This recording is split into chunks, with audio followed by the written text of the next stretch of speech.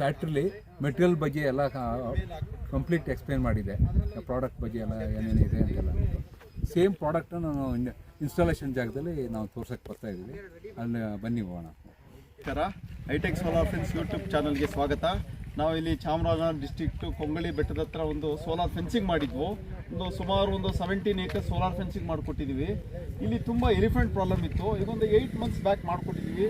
ಅದೊಂದು ನಿಮಗೆ ನಮ್ಮ ಪ್ರಾಡಕ್ಟ್ ಬಗ್ಗೆ ಎಕ್ಸ್ಪ್ಲೇನ್ ಮಾಡೋಣ. ಅದೊಂದು ಏನೇನು ಸ್ಪೇರ್ ಬರುತ್ತೆ, ಏನೇನು ಸರ್ವಿಸ್ ಇರುತ್ತೆ, ಅದ್ರ ಬಗ್ಗೆ ಎಲ್ಲ ತಮಗೆ ಹೇಳ್ಕೊಡೋಣ. ಇದು ರೈತ ಸ್ನೇಹಿಗೆ ತುಂಬ ಹೆಲ್ಪ್ ಆಗುತ್ತೆ, ಸಹಾಯ ಆಗುತ್ತೆ.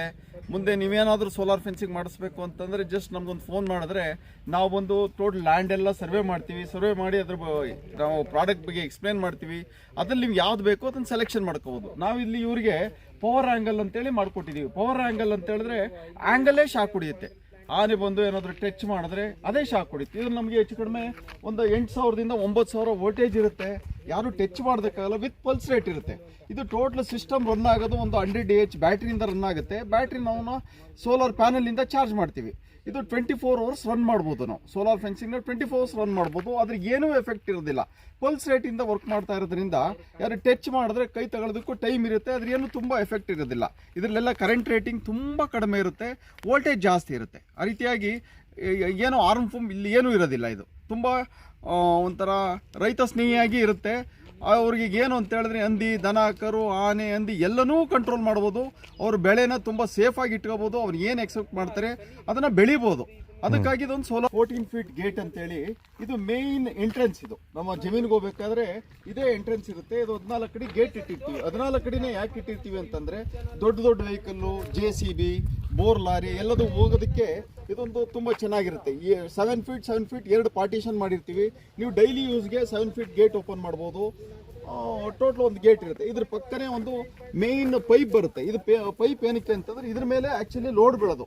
ಎಲ್ಲೆಲ್ಲಿ ಸೆಕ್ಷನ್ ಬರುತ್ತೆ, ಎಲ್ಲಿ ಕ್ರಾಸ್ ಬರುತ್ತೆ ಎಲ್ಲೆಲ್ಲ ನಾವು 2 inch GI ಪೈಪ್ ಯೂಸ್ ಮಾಡ್ತೀವಿ. ಇದು ಸಪೋರ್ಟಿಂಗ್ ಪೈಪ್. ವೈರ್ ಟೈಟ್ ಮಾಡಿದಾಗ ಪೈಪ್ ಬೆಂಡ್ ಆಗಬಾರ್ದು, ಅದಕ್ಕಾಗಿ ಸಪೋರ್ಟಿಂಗ್ ಪೈಪ್ ಹಾಕಿರ್ತೀವಿ. ಇಲ್ಲಿ ಬನ್ನಿ. ಇಲ್ಲಿ ಇದು ಪವರ್ ಆಂಗಲ್ ಅಂತೇಳಿ 1 inch ಟಿ ಆಂಗಲ್ ಯೂಸ್ ಮಾಡಿರ್ತೀವಿ. 3 mm ಥಿಕ್ನೆಸ್ ಇರುತ್ತೆ. ಇದು PP ಇನ್ಸುಲೇಟರ್. ಇದು ಪಾಲಿಪ್ರೊಪಿಲೀನ್ ಇನ್ಸುಲೇಟರ್. ಇದು ತುಂಬ ಒಳ್ಳೆ ಕ್ವಾಲಿಟಿ ಮೆಟೀರಿಯಲ್ ಇರುತ್ತೆ. ಇದು ನೋಡಿ, ಇದು ಪವರ್ ಆಂಗಲ್ ಅಂತೇಳಿ ಇಲ್ಲಿ ಒಂದು ಬುಷ್ ಇರುತ್ತೆ. ಇದು ಬುಷ್ 2 ಆಂಗಲ್ನ ಪಾರ್ಟಿಷನ್ ಮಾಡಿರುತ್ತೆ.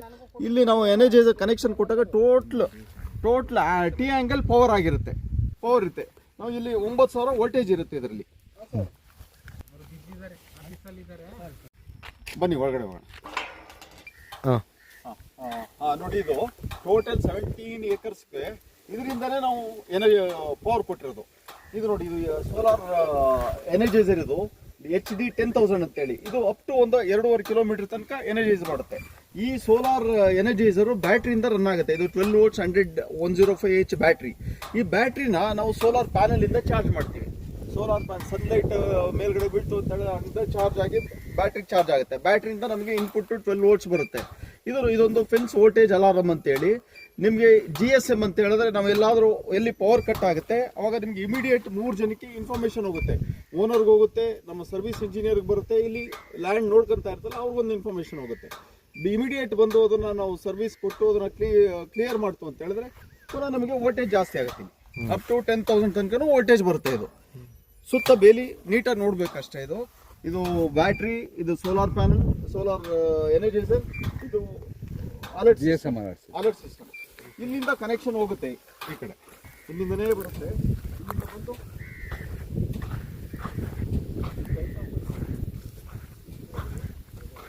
ಕನೆಕ್ಷನ್ ಇಲ್ಲಿಗೆ ಬರುತ್ತೆ. ಇಲ್ಲಿಂದ ಇದೊಂದು ಪವರ್ ಆಂಗಲ್ ಅಂತೇಳಿ ಕೆಳಗಡೆ ಒಂದು 1.5 ಅಡಿ 2 ಅಡಿ GI ಆಂಗಲ್ ಇರುತ್ತೆ. ಅಲ್ಲಿಂದ ಒಂದು ಬುಷ್ ಬರುತ್ತೆ. ಬುಷ್ ಇಂದ ಮೇಲ್ಗಡೆ ಇನ್ ಬಿಟ್ವೀನ್ 2 angles ಒಂದು ಬುಷ್ ಬರುತ್ತೆ. ಈ ಬುಷ್ ಏನಕ್ಕೆ ಹಾಕಿರ್ತೀವಿ ಅಂತಂದ್ರೆ ಫುಲ್ ಆಂಗಲ್ಲೇ ಎನರ್ಜೈಸ್ ಮಾಡೋದಕ್ಕೆ. ಅಂತಂದ್ರೆ ಯಾರಾದ್ರೂ ಆಂಗಲ್ ಟಚ್ ಮಾಡಿದ್ರೆ, ಆನೆ ಏನಾದ್ರು ಬಂದು ಟಚ್ ಮಾಡಿದ್ರೆ ಇಮಿಡಿಯೇಟ್ ಜೋರಾಗಿ ಶಾಕ್ ಹೊಡಿಯುತ್ತೆ. ಇದು ಪವರ್ ಆಂಗಲ್ ಅಂತೇಳಿ. ಇದು ಅರ್ತ್ ರಾಡ್. ಇಲ್ಲಿಂದ ಕನೆಕ್ಷನ್ ಕೊಟ್ಟಿರ್ತೀವಿ. ಇಲ್ಲಿ ಕನೆಕ್ಷನ್ ಇಲ್ಲಿ ಬಂದಿರುತ್ತೆ. ಒಂದು ಲೈವ್ ಒಂದು ಅರ್ಥ ಒಂದು ಬರುತ್ತೆ. ಟೋಟಲ್ 17 acres ಆ ಸಿಸ್ಟಮ್ ಇಂದ ಕಂಟ್ರೋಲ್ ಇರುತ್ತೆ. ಇಷ್ಟು 6 volts ಬರುತ್ತೆ. ವೋಲ್ಟೇಜ್ ಎಷ್ಟಿದೆ? 8. ಸರ್, ಅಲ್ಲಿಗೂ ಹ್ಯಾಂಗಿಂಗು ಮತ್ತೆ ಈ ಫೆನ್ಸಿಂಗು ಏನು ವ್ಯತ್ಯಾಸ ಇರುತ್ತೆ ಸರ್ ವೋಲ್ಟೇಜಲ್ಲಿ? ಶಾರ್ಟ್ ಆದ ತಕ್ಷಣ ಸೇರ ನುಡಿಯುತ್ತೆ. ಹೌದು ಹೌದು ಹೌದು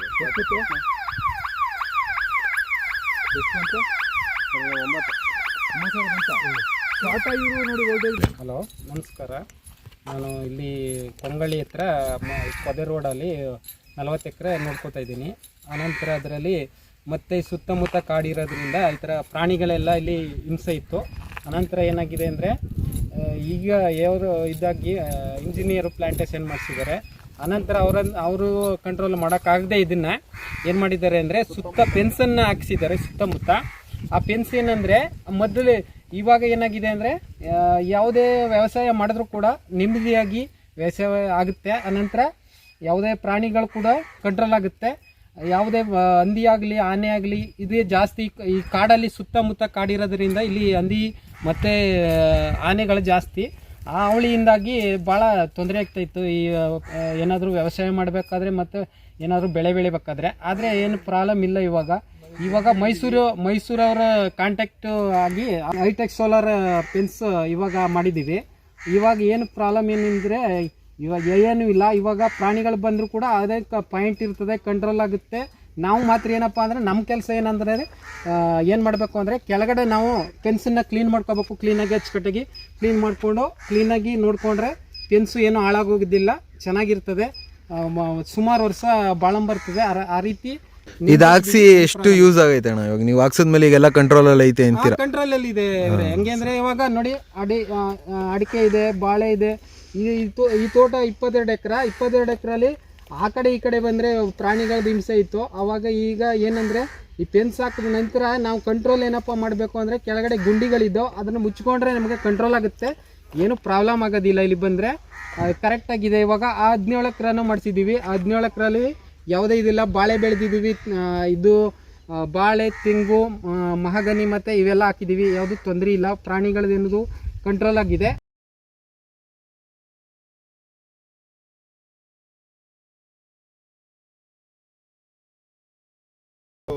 ಸೋಲಾರ್ ಫೆನ್ಸಿಂಗ್ ಮಾಡಿಸ್ಬೇಕು ಅಂತ ಹೇಳಿದ್ರೆ ನಮ್ಮ ಡಿಸ್ಪ್ಲೇಯಲ್ಲಿ ನಮ್ಮ ನಂಬರ್ ರನ್ ಆಗ್ತಾ ಇರುತ್ತೆ.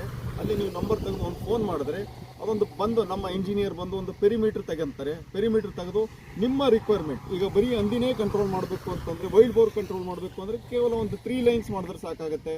ವೈಲ್ಡ್ ಬೋರ್ ಪ್ಲಸ್ ಕ್ಯಾಟ್ಲ್ಸ್ ಎಲ್ಲ ಕಂಟ್ರೋಲ್ ಮಾಡಬೇಕು ಅಂದರೆ 5 to 6 ಲೈನ್ಸ್ ಮಾಡಬೇಕಾಗತ್ತೆ. ಈವನ್ ನಮ್ಗೆ ಕಂಪ್ಲೀಟ್ ಫೆನ್ಸ್ ಬೇಕು ಅಂತಂದ್ರೆ 7 ಲೈನ್ಸ್ ವಿತ್ ಟಿ ಆ್ಯಂಗಲ್ ಎಲ್ಲ ಮಾಡಿ ನಾವು ಮಾಡಿಕೊಡ್ತೀವಿ. ಎಲ್ಲೆಲ್ಲಿ ಕಾರ್ನರ್ ಬರುತ್ತೆ ಅಲ್ಲೆಲ್ಲ ನಾವು ಪೈಪ್ ಹಾಕ್ತೀವಿ. ಎಲ್ಲಿ ಸೆಕ್ಷನ್ ಬರುತ್ತೆ ಅಲ್ಲೆಲ್ಲ ನಾವು ಕಾರ್ನರ್ ಪೈಪ್ ಬರುತ್ತೆ ವಿತ್ ಸಪೋರ್ಟಿಂಗ್ ಪೈಪ್ ಬರುತ್ತೆ. ಪ್ಲಸ್ ಎಲ್ಲೆಲ್ಲಿ ಅರ್ಥಿಂಗ್ ಬರುತ್ತೆ ಅಲ್ಲೆಲ್ಲ ನಾವು ವರ್ತ್ ಮಾಡ್ಕೊಡ್ತೀವಿ. ಸರ್ ಇವಾಗ ತುಂಬ ನೀಟಾಗಿ ಮಾಡ್ಕೊಡ್ತೀವಿ. ಸರ್ ಇವಾಗ ನೀವು ಆಲ್ ಓವರ್ ಇಂಡಿಯಾ ಫುಲ್ ನೀವು ಮಾಡ್ಕೊಡ್ತೀರಲ್ಲ? ಕರ್ನಾಟಕನ? South India full India supply ಮಾಡ್ತೀವಿ. ಓಕೆ. Throughout India. ಇಲ್ಲಿ ಸೌತ್ ಇಂಡಿಯಾದಲ್ಲಿ ಇನ್ಸ್ಟಾಲೇಷನ್ ಮಾಡ್ಕೊಡ್ತೀವಿ. ಎಲ್ಲಿ ಹೇಳಿದ್ರು ಇನ್ಸ್ಟಾಲೇಷನ್ ಮಾಡ್ಕೊಡ್ತೀವಿ. ಓಕೆ.